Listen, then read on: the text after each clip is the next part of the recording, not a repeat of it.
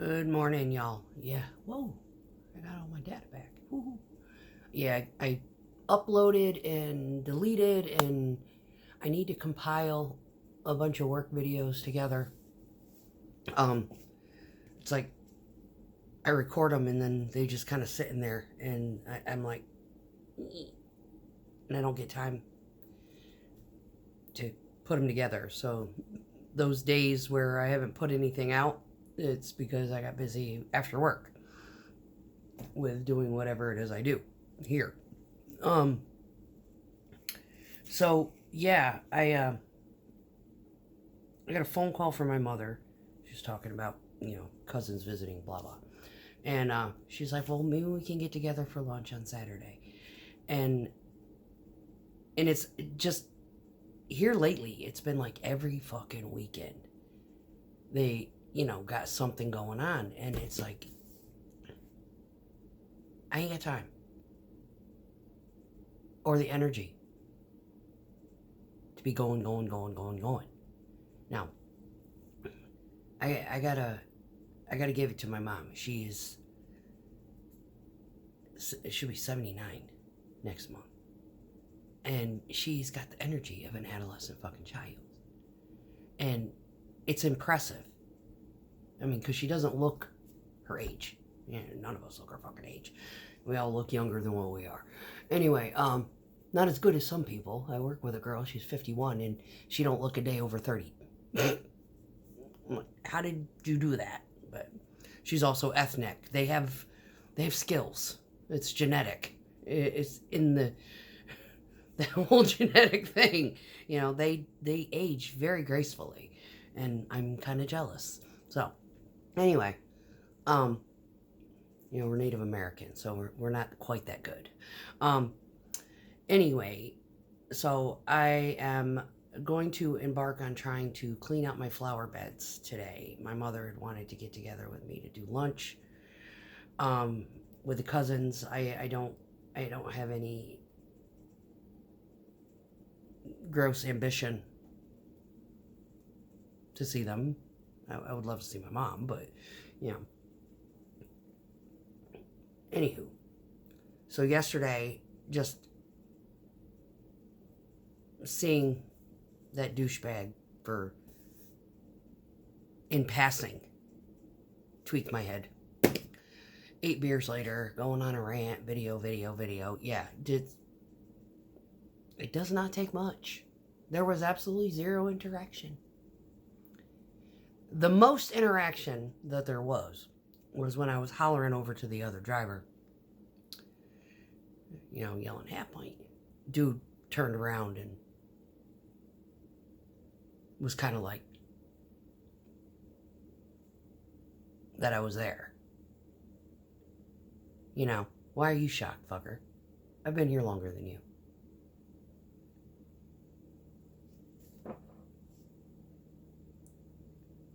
I don't know why they sent him down there. I'm still fucking pissed off. It's like, no. He made his fucking bed. He can lie in it. Keep him up there where they don't do anything and he doesn't get any fucking hours. In any case, so I started doing my dishes. I got them washed, half of them. I got to do a couple of pans and a bowl full of plastics. Get them done and out of the way. And try to get some of this laundry organized and folded. And I would like to get to my bedroom this weekend and start getting stuff rearranged and moved. And get these clothes out of my kitchen and get my breakfast bar turned to make room for my saws, because I bought a stand for them so I can it'll be easier for me to be able to start doing all of this trim. That's half of the reason, because everything is in such a clusterfuck state right now. I've got stuff that needs to just get out of here. And it's got to get all loaded up on the bed of the pickup truck and dumped. And thank God I have a friend You know, he's got an RV park, and I was like, hey, I gotta mash tons of shit. I need to, like, can I utilize your dumpster? And he's like, yeah. He gave me a hard time first. Whoa, do you think this is a fucking charity garbage dump? Blah, blah, blah. Because that's the way we are in New York. Anyway, I was like, no, it's just, I don't want to have to cart all this shit over across town and backtrack it all the way back over to here to hang out with you and your buddies. And I figured I'd just bring all my shit with me, dump it and park the truck, and then crack open a beer and turn, you know, hang. Oh, yeah. It's kind of one of those things. So, but he didn't call me today. Usually he gives me a little bit of a heads up. He didn't call me this time. So a funny thing happened at his house last weekend. I forgot to mention this. Anyway, so the barn where we all like kind of hang out and gather at, there isn't a bathroom. So you either go outside or you go down to his cabin and go to the bathroom down there. So all of us girls, you know, it's like, I brought the truck last weekend, so it was like, yeah, me and one of the other girls were like, we gotta pee. I was like, come on, let's go. So I was bussing. I was down to the, it's not even a quarter mile. It's just, it's like, I don't know, maybe 800 feet, if that, down to his cabin. We could walk it, but when you gotta pee, you don't want to walk. So we drove. Anyway, so we get back, and he's got those foldable like lawn chair things. Well, I went to sit down, and I don't know, because I was sitting next to one of his friends, and I'm not sure if I physiologically missed the seat or if this motherfucker pulled the chair out from under me. But I plunked it. I was like, and I reached back and I grabbed the chair and I flopped it back straight. And I was like, well, all right then. Okay. I guess the chair's mad at me. I want to sit down here anyway. So I just Indian style, and everybody was just like, she's nuts. Yes, I am. But I didn't have a fit. I wasn't hurt. It was just like, whoa, what happened here? So when I plunked, I just said, well, fuck it. I guess I'm sitting on the floor. Fuck you, chair. You know? And dude next to me was like, there was no drama. I don't react. And he just started laughing. He was like, wow. No. And then, but he was like, yeah, time to go. I was like, yeah, I got one more. I'm going. Anyway, so it's always a good time when we go there, you know. But he had introduced me to a couple of people. You know, one of them is actually staying there. You know, they just moved here. They're looking at land and whatnot. And, you know, an unhealed, abused person, when they start telling the people who don't know them their whole story. And these two girls, literally, they told me their whole story. We were sharing notes, you know, getting to know each other. And basically, you know, there's a lot of people out there, you know, when, like, people I worked with when I was telling my story, they were kind of in shock, you know. It's that this situation had put my head in such a state. Even my dispatcher one day, they had sent me to a job, and it wasn't the job. The job was fucking easy. It was the guy in charge of it who was psychotic. He was fucking deranged. This man was weird. And I'm like, I'm freaking the fuck out. Now, I was still, it was kind of like in the on and offy type of thing, but I was still in communication with the Sprinkles guy. And I called him and I was bawling. And he was like, what's the matter? I said, this guy's a fucking whack job. And he was scaring me. I mean, he got so mad. This man fucking went off. Not Sprinkles. This fucking finisher, dude. Because I didn't move the chutes the way he wanted them. Exactly. To the inch. He was cussing at me and screaming and acting crazy. And the customer, the fucking owner of the house, is standing out there witnessing this nut job lose his marbles on me, threatening to call the police because I wasn't doing the way he wanted to. That's how fucking cuckoo. It's like, you can't call the police on me for that. What the fuck? I mean, what the hell? Where did that come from? You fucking nut job. I had to call Sprinkles, and I'm like bawling. I'm like, this guy is making me fucking crazy. I cannot even. So I called up my office. I said, you all need to fucking watch this camera. Watch the change. I mean, this guy was snapping from personality to personality. It was so fucking bizarre. I was like, oh my God. Yeah, this institutionalized is probably the best bet for that motherfucker. But anyway, so I finally finished the job, and then I this is so fucked up. All right, so try to give an explanation of what we do when we do concrete.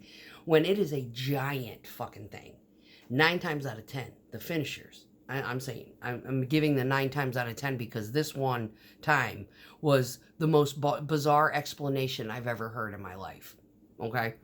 So we're pouring, they're spraying the gravel in order to keep it wet, to keep the concrete from setting up too fast, because the gravel will absorb a lot of the water, that the bed of the base, right? And so at the end of, when we get empty and there's still more to put down on the ground, and you just don't have any more left to do, they tell you they'll do this to you. And that means douse the shit with water, clean out the chutes, and get it, so it doesn't make a mess where you have to go technically wash out at, right? Well, this nut job, I do that because the one guy said, yeah, give it a sprinkle. So I gave it a douse of water, and I backed up away from where I finished emptying out at enough so it wouldn't bleed in, and sprayed it off, and sprayed it down using the discharge to get the rest of the concrete that was in the chutes down onto the ground, and semi-clean the chutes so it doesn't make such a mess when I wash it. This crazy fat fucker, and I mean fat, unhealthy fat, come flying up. What the fuck are you doing? It's gonna cause a wet spot under the concrete. Don't do that. So I call up another buddy. I said, have you ever heard this shit before? And he said, what? I said, yes. He was like, you're joking, right? I said, no. He was like, why don't you ask one of the finishers how they feel about that? And so I got to another job, and I said, I just left this job, and it was the fucking kookiest thing you've ever seen. I said, you know how y'all tell me to wet it up and shoot out whatever is left to clean out the chutes? Where I left off at, given if I can. And he's like, yeah. I said, I had some dude scream at me saying, don't fucking do that. It's going to cause a wet spot under the concrete. And this is a huge finisher. These guys do huge operations. And he was like, that is the fucking most ridiculous shit I have ever heard in my life. I was like, okay, I'm not crazy. I'm like, this is the situations that you run into after you have been abused. There's my mother calling. That's okay. I'm going to call her back as soon as I get done with this, because I don't want to stop. Anyway, and your sensitivities to this type of interaction, it's like you start to question, am I being illogical? Did I do something wrong? What is wrong with me?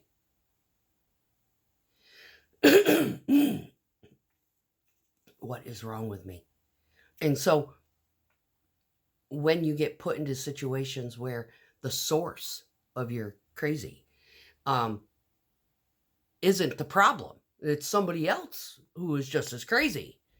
You don't know how to respond. You lose your wit factor. You lose your capacity to defend yourself, and especially early on. Now, it's been some time. It's been a year and whatever.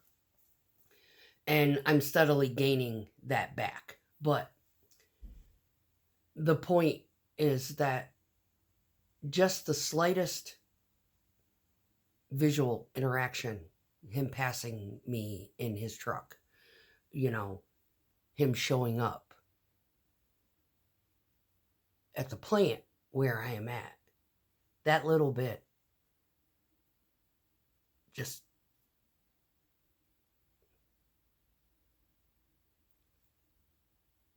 twists it. So 8 beers later and a couple of rants, I went to bed, and now I'm trying to get my stuff done today. And surprisingly, I didn't wake up hungover.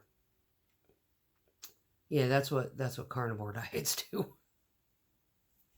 Yeah, you have a tolerance for alcohol that just goes through the fucking roof. Anyway, so yeah, I don't necessarily drink every day. Just after seeing him, and I was on the bike yesterday. You should have seen how I Tetris these beer bottles into the fucking saddlebag because I have too much shit in my bags right now. It's like I got the cover in the trunk, which takes up the entire trunk.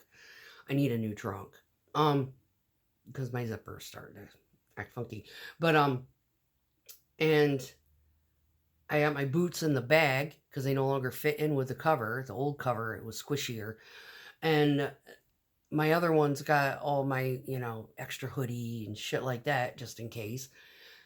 And yeah, I had to buy 2 6-packs as opposed to 1 box and Tetris the bottles in the bag. That's how frustrated I was, not from the work, not from the job. The job yesterday, I had a great fucking pour day.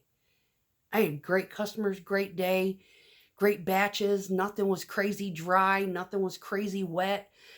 The terrain wasn't berserk. It was a little weird. A couple people parked fucked up, but no, nothing real bad. Not, like where I was afraid I was going to rip my fenders off trying to squeeze between shit, nothing like that. It was a great fucking day. And what ruined it was just 30 seconds of that asshole showing up and me just getting a glimpse of him.